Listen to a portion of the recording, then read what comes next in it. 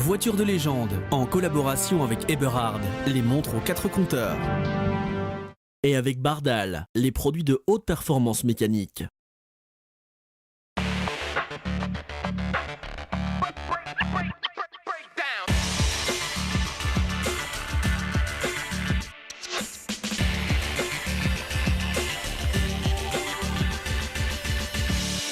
Bienvenue dans Voiture de légende. Ce mois-ci, on vous emmène chez GT Classique. C'est une entreprise au sud-ouest de Bruxelles qui soigne des grands tourismes, les plus belles, les plus prestigieuses. On est cerné ici vraiment par les Ferrari, les Porsche, les Lotus et des voitures parfois très très originales dans des états vraiment concours. Je pense à cette Audi Quattro A1 qui était un mulet de Michel Mouton, de Valterrer, la grande époque des rallyes. Mais il y a aussi des voitures qui ont eu des propriétaires assez exceptionnels. La Thunderbird de Claude François. Il y a 2 Ferrari là, qui sont côte à côte, celle d'Alain Delon et celle de Jean-Paul Belmondo. Eh bien voilà, on ne l'invente pas. Vous allez voir que le propriétaire des lieux eh bien, est un fan et on va donc l'accompagner tout au long de cette émission. Mais on commence par un des premiers rallyes classiques de la rentrée. C'était les 12 heures de Huy, le rallye qui rappelle celui qui s'est déroulé dans les années 50-60 pendant une quinzaine de saisons et où les concurrents, les pilotes, étaient seuls à bord.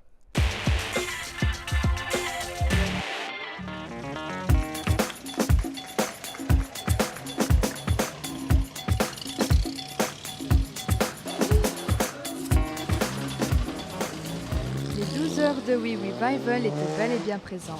C'était aussi la satisfaction de voir le public respectueux et passionné participer à leur façon afin de rendre le côté populaire d'antan de cette grande épreuve. Un plateau de qualité, une équipe de professionnels aux petits soins et un soleil étincelant. Tous les ingrédients étaient réunis pour faire de ces 12 heures de Huy, édition 2012, une réussite. Dans une ambiance de vapeur d'huile et de mécanique, l'avenue Delchambre à Huy se réveille peu à peu sous un soleil estival pour plus d'une cinquantaine de véhicules.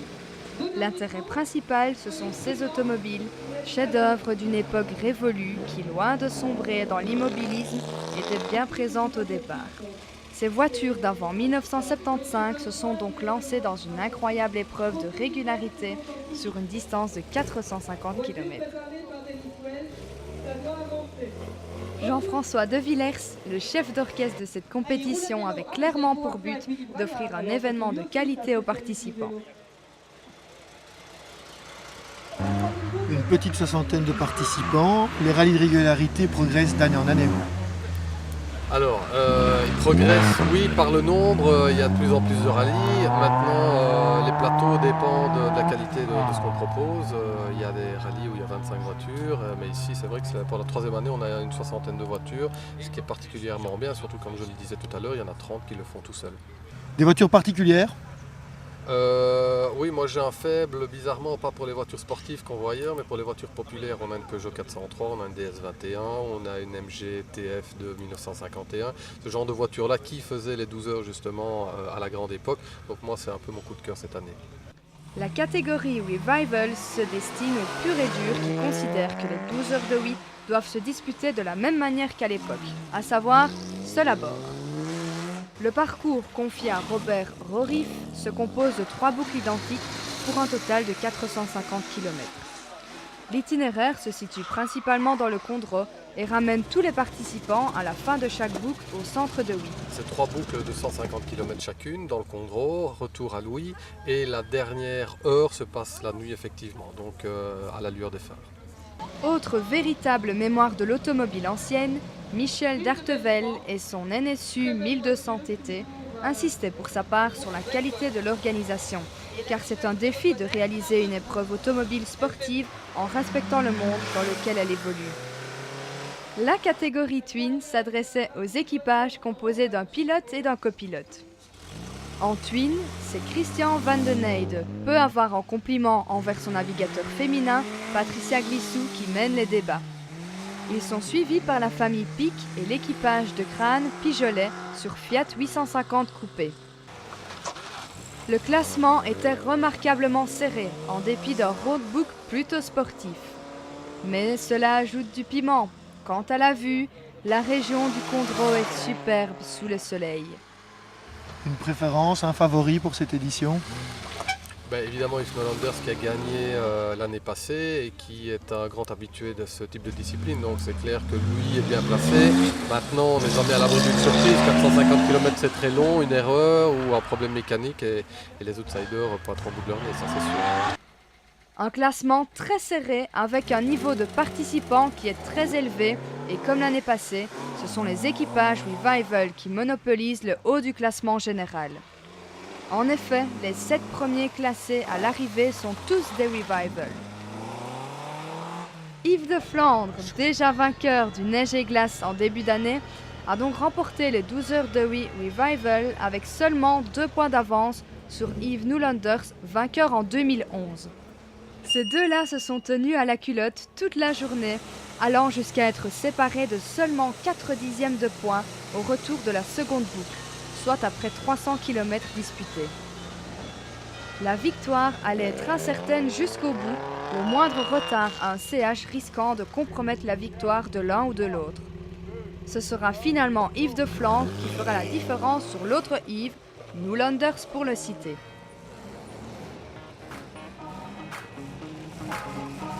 Rendez-vous l'année prochaine pour perpétuer le mythe.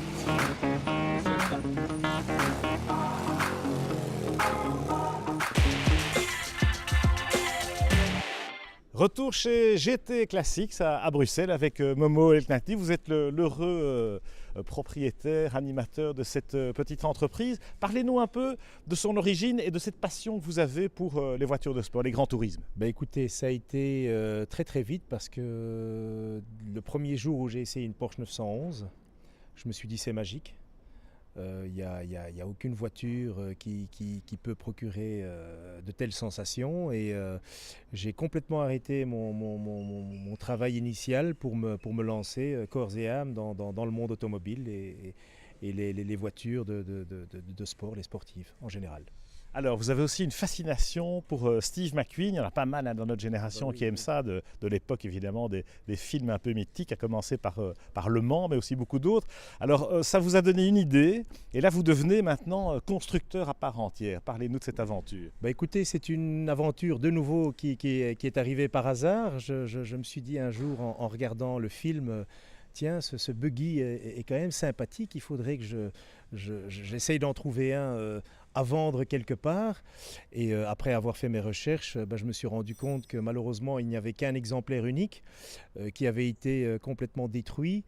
J'ai décidé d'en construire un, on va dire, pour le fun moi-même. Et ça m'a pris tellement de temps et d'énergie que je me suis dit autant le faire de manière tout à fait professionnelle et d'en faire quelque chose d'assez pertinent. Et puis voilà, en essayant d'arriver le plus proche de celui d'origine. Et c'est comme ça qu'est né, le buggy, le Solar Crown TC300. Alors Solar Crown, pourquoi ? Eh bien évidemment à cause de Solar, c'était le nom des sociétés de Steve McQueen, Solar Production pour ses films, et l'affaire Thomas Crown, c'est bien ça. Tout à fait. Et alors le TC300, parce que c'est l'immatriculation du buggy dans le film, Thomas Crown 300, donc je l'ai nommé TC300. Donc c'est vraiment comment dirais-je, 100% McQueen. Voilà, un hommage à cet engin assez unique et donc qui va devenir, est-ce que vous avez le projet peut-être d'en construire d'autres? Parlez-nous un peu mécaniquement, comment c'est conçu et qu'est-ce que vous avez fait par rapport au véhicule originel? Eh bien, par rapport au véhicule originel, il est tout à fait comme celui d'origine, excepté la motorisation. Donc celui d'origine avait un 6 cylindres Corvair. Ici j'ai mis un 4 cylindres d'origine VW 4 cylindres à plat parce que c'est facile d'entretien et ça peut être utilisé par tout le monde. C'est quand même un véhicule assez léger, donc il n'y a pas besoin de trop de puissance, sinon ça devient incontrôlable et inroulable. Par contre, il y a certains modèles qui vont être équipés du 6 cylindres Porsche 911, 2 litres, 110 chevaux, ou d'un 356 90, un Super 90, donc 90 chevaux. Donc voilà, mais pour le reste, c'est vraiment, on a essayé d'être le plus proche de celui de l'origine. Donc niveau châssis, suspension, boîte, look. Donc il est vraiment 100% Steve McQueen, Thomas Crown en tout cas. Alors vous avez été dans les moindres détails, hein, parce qu'on voit effectivement le bouchon de réservoir, et puis derrière, comme dans le... voilà, comme dans le film. Donc il y a le bouchon de réservoir d'essence et le bouchon de réservoir de rien du tout, c'est-à-dire que c'est un bouchon qui est juste là pour le fun, pour le look, parce que il n'y avait aucune utilité à ce bouchon-là. Ce qu'il faut dire aussi, c'est que McQueen a dessiné ce buggy en s'inspirant d'un bateau, donc des Chris Craft américains.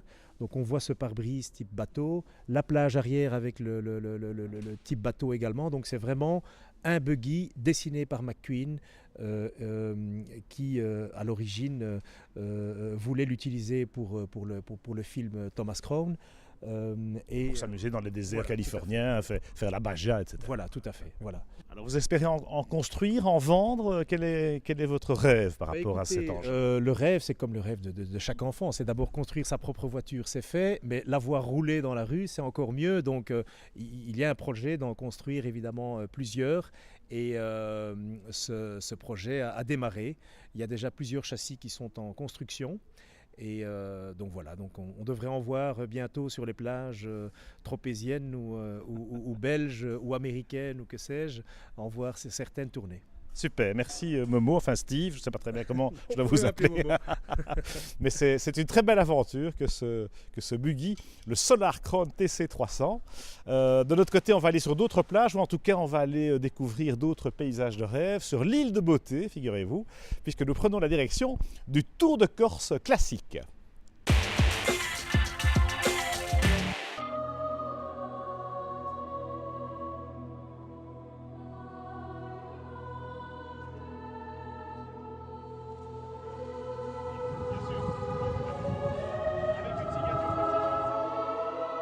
Et celle-là, c'est la mienne personnellement, elle a fait le tour du monde et je voudrais bien qu'elle fasse le tour de Corse.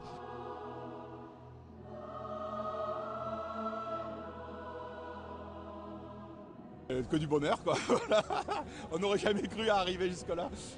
C'est vraiment une voiture d'usine, c'est la première fois que j'ai ça, tout est à sa place, tout fonctionne bien, c'est vraiment une voiture faite pour gagner, quoi. Une voiture avec un grand palmarès, d'abord en 73 au Monte Carlo avec Bernard Darniche, le rallye d'Acropole avec Jean-Pierre Nicolas, Tour de Corse en 73 avec Jean-Pierre Manzagol.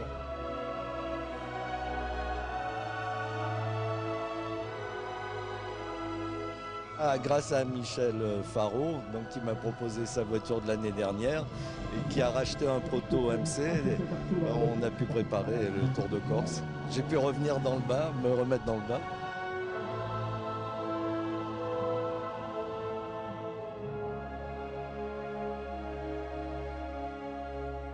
J'ai demandé à Yvan de me trouver une voiture mythique avec un palmarès, voilà, voiture de Tony Fassina, qui faisait le championnat d'Europe et champion du monde.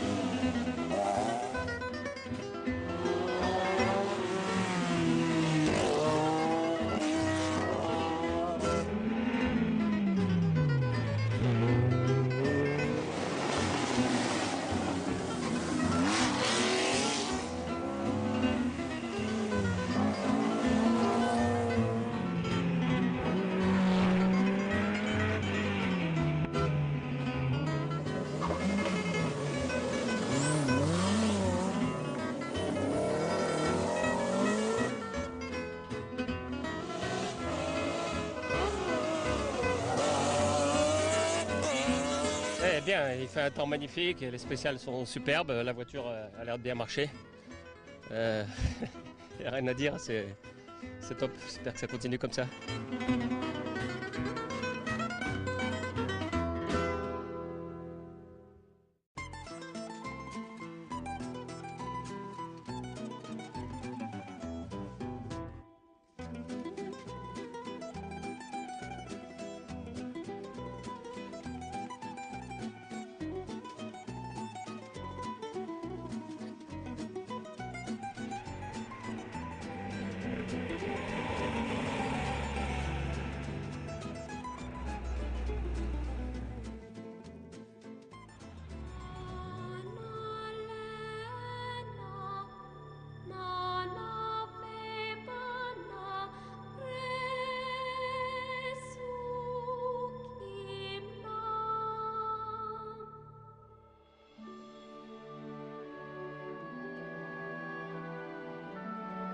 La Bérette va bien, j'espère qu'elle va aller bien jusqu'au bout.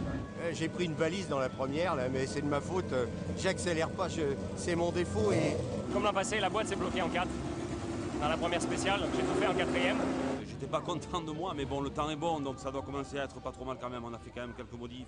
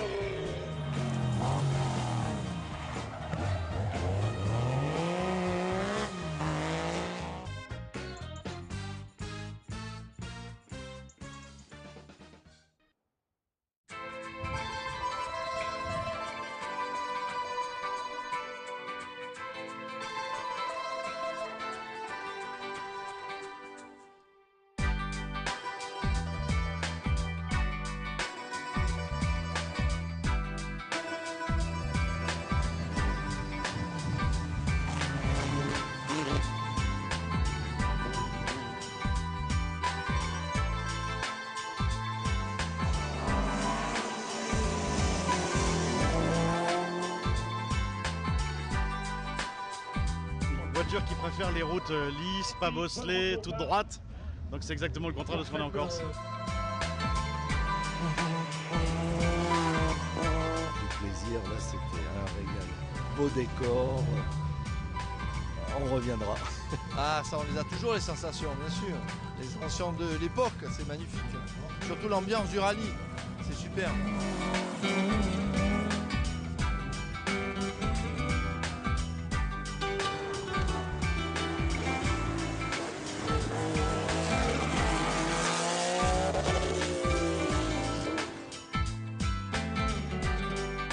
J'ai écrit mon adresse pour un rendez-vous.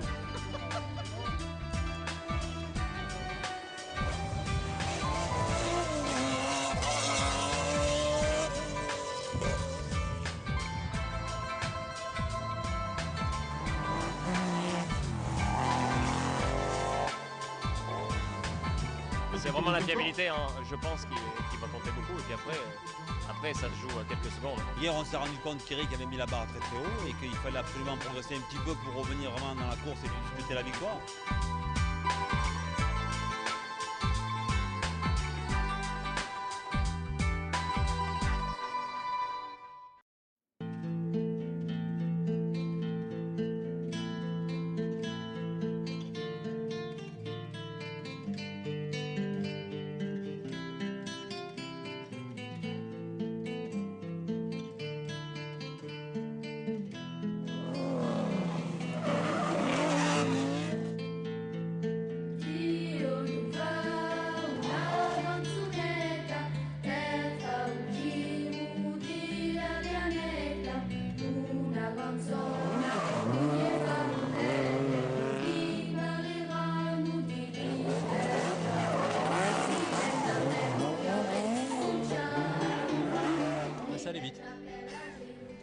fabuleux. J'ai eu un orgasme, je suis tout mouillé. Ah, c'est spécial, je me fais toujours un petit peu dessus parce que la fin ça va quand même très vite.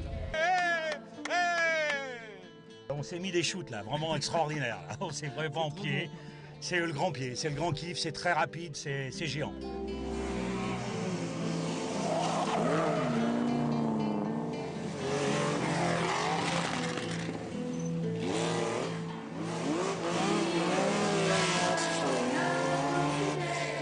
Je remonte, elle est trop bien, je la refais. Ah, génial, j'adore cette spéciale aussi. Je dis ça à la sortie de chaque spéciale. Au boucle de Spa, on repasse plusieurs fois au même endroit.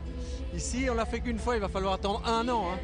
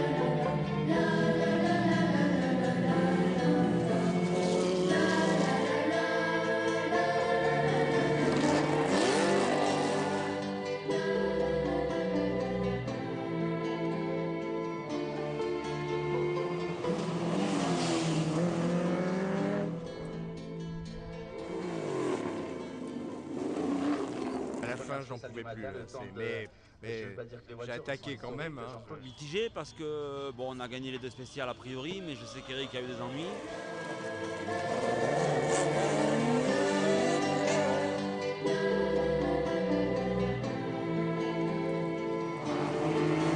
L'occasion de rouler comme ça sur des routes fermées avec des voitures de course, c'est pas tous les jours, faut en profiter.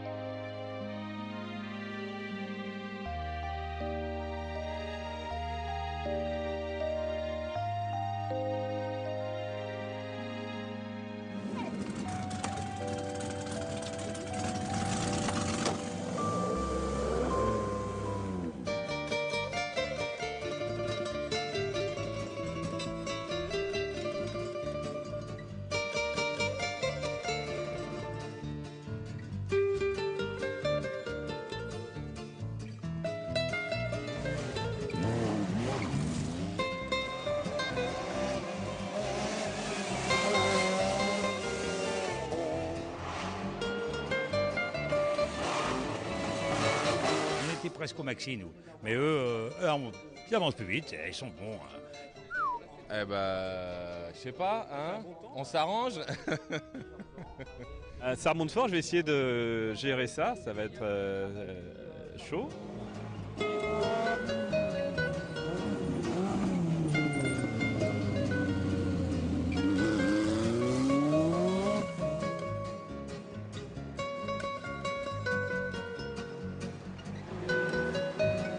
C'est génial, c'est dommage que ça se termine. J'ai fait le record à Ghisonne et là je suis content. Là. Ouais, parce que au moins je voulais faire un scratch, mais là c'est la plus belle, alors bon. Ça... Mais bon, juste à la fin, j'ai le câble d'embrayage qui a cassé. Je suis content, il a le sourire et j'espère que ça va bien se finir comme ça et j'aurai un voisin de podium en pleine forme et tant mieux.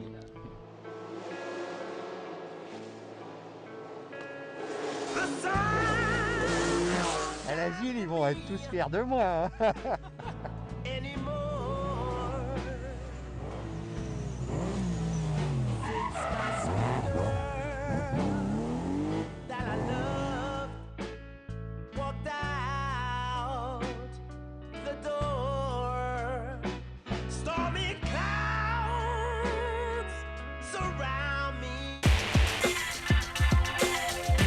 Bravo aux équipages belges qui ont bien marché dans ce Tour de Corse classique, notamment ceux de l'écurie Chronos Vintage. Alors à propos de Porsche et de Porsche ancienne, nous sommes toujours chez GT Classics à Bruxelles avec Momo. Ici, on est quand même cerné par une 356, une 911. Vous faites non seulement de la restauration, de l'entretien, de l'assistance, mais là, vous reconstruisez carrément des voitures. Tout à fait. Ce qu'il faut savoir, c'est que nos pauvres vieilles Porsche n'étaient pas traitées, en tout cas les châssis n'étaient pas traités à l'époque. Et quand elles arrivent ici pour une restauration complète, on a des fâcheuses surprises. On a un exemple ici avec une 356B cabriolet qui est rentrée pour une restauration. Et voilà, il n'en reste plus grand-chose puisque une fois que la tôle est mise à nu, on voit les ravages du temps et de l'oxydation et la majeure partie du temps, elles sont complètement rouillées. Donc il faut retraiter la carrosserie depuis le début, c'est-à-dire reconstruire les pièces qui n'existent plus et faire avec malheureusement et donc reconstruire la voiture comme à l'époque. Donc c'est une sorte de renaissance ici pour cette Porsche, pareil pour la Targa derrière nous. Oui, 911 Targa, il n'en reste plus grand-chose malheureusement, mais c'était une 911. Ce qu'on fait, c'est qu'une fois qu'elle est reconstruite, entre guillemets, on les plonge dans les bains de Galva pour protéger le véhicule contre l'oxydation ultérieure. Et on les reconstruit presque mieux qu'à l'origine puisque les traitements qu'on a actuellement et les peintures qu'on a actuellement n'existaient pas à l'époque. Voilà. Donc c'est la renaissance de ces Porsche que Momo propose ici chez GT Classics. Je vous recommande le site internet gtclassics.be, .com.be.eu, tout ça nous voilà, tout ce qu'on veut. Eh bien, en ce qui nous concerne, vous savez que c'est www.voituresdelegende.com pour revoir cette émission et toutes les précédentes à la carte. Voilà, bonne émission, on s'est bien amusé, merci pour votre accueil. Et puis à la prochaine, bonne route d'ici là.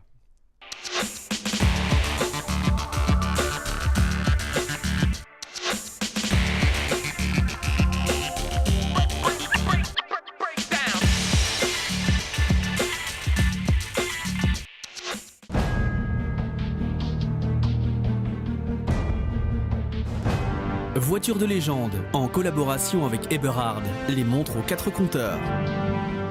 Et avec Bardal, les produits de haute performance mécanique.